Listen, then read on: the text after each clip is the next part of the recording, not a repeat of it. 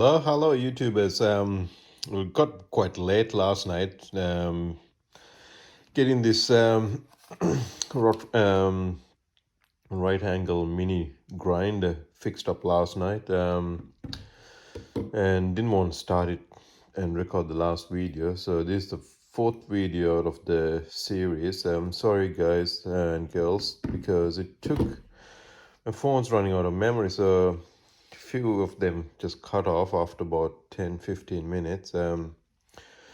So sorry about too many parts in this build series. So converted the ALDi 20 volt right angle grinder into to take a Mikita battery. So works really well, like amazingly powerful compared to the old. So that runs at, oh, that's just up here on that.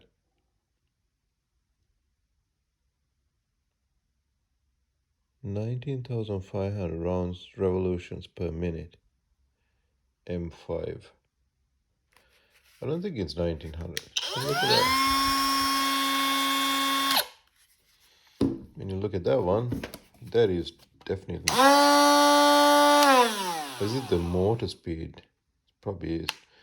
Only bad thing is that's brushless. So what we'll do in this video is go through the, as I always do, detail the type of tools I use for this job. If you look at the first video, I used the rotary tool to cut this bit of plastic housing off. Worked quite well,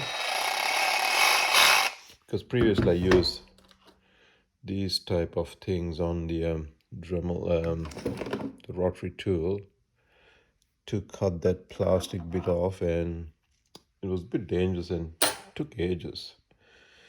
And every now and then the blade gets stuck and the tool stops, so you just gotta turn off and on. Whereas that just cut like butter straight through. So that was a good little improvement done. In case I'll do something like this again in the future. When I started doing this, I told when I did the last two conversions, which is your right angle drill and the brushless right angle drill and the power file, I told myself I'm not doing any more modifications, and I was doing a bit of shopping yesterday at ALDi and saw this tool, and it was $30.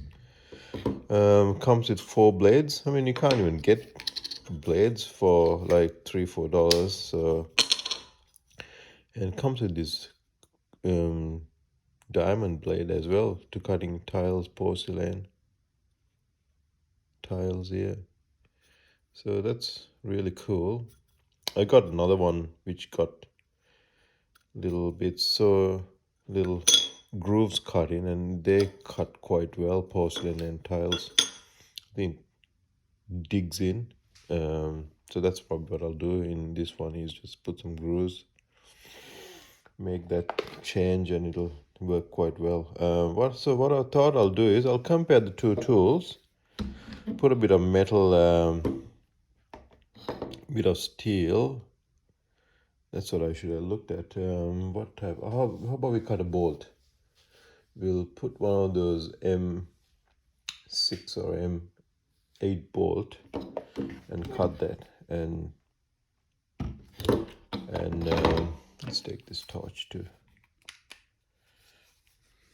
the shed, and that way you guys can see the difference in the two tools.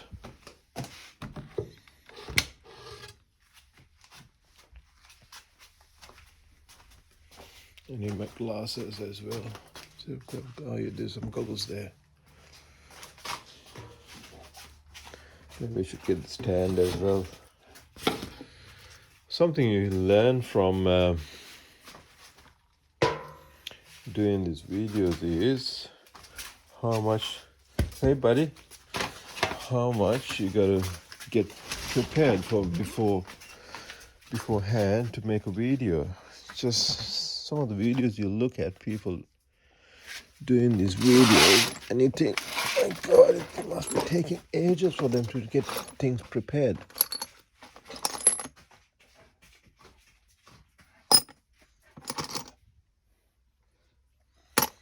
Just looking for a bolt, which is, yeah, these ones you can buy from Bunnings. Let's cut that.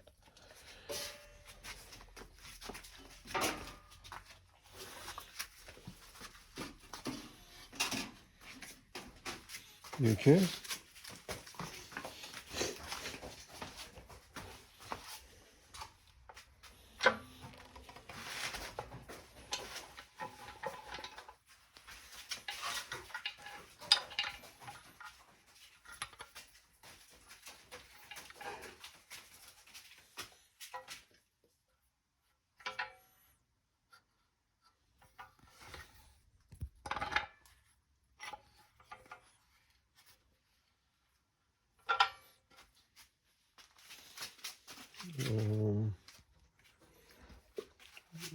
I'll quickly grab the camera stand.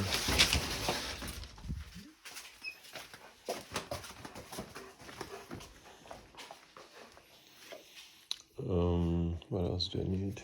I'll use these glasses as well.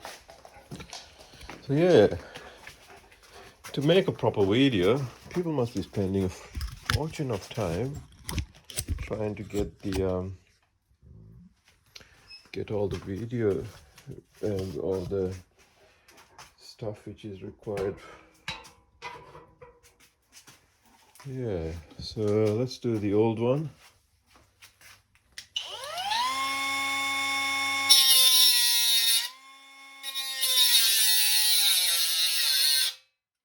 So as soon as you put a bit of force, that stopped.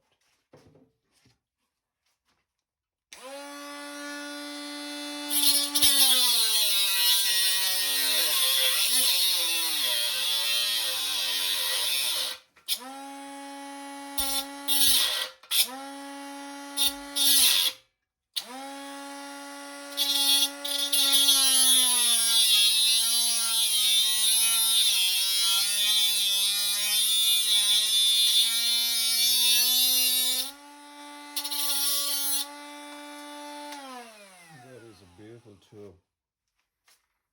I'm gonna make a lot of use out of it as time goes. So as you guys saw, that only bad thing about that tool is as soon as the blade get jammed, it stopped but didn't stop the motor running. So it's still keeping that force, whereas that one you had to turn off and on as soon as it get jammed. So don't push that one too fast because the motor might burn out. Because the voltage is coming, yeah?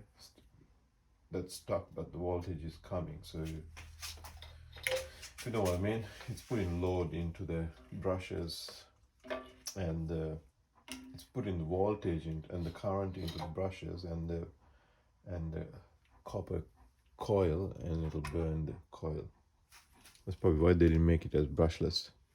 So yeah, quite a good tool to have in your little bag of stuff. What I'll do is I reckon I'll get rid of this, sell this one. I only use it like 3-4 times, just minor jobs. So all right guys, we're just about to go for a walk today. My knee's hurting back again.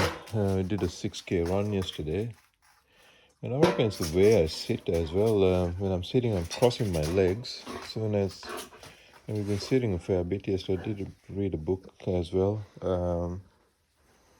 So I was crossing my leg, and that caused the knee to pain, I reckon. What do you reckon, Echo? Go for a walk today. No running. Papa's legs hurting. All right. Thanks for watching, guys. Until next one. Take care.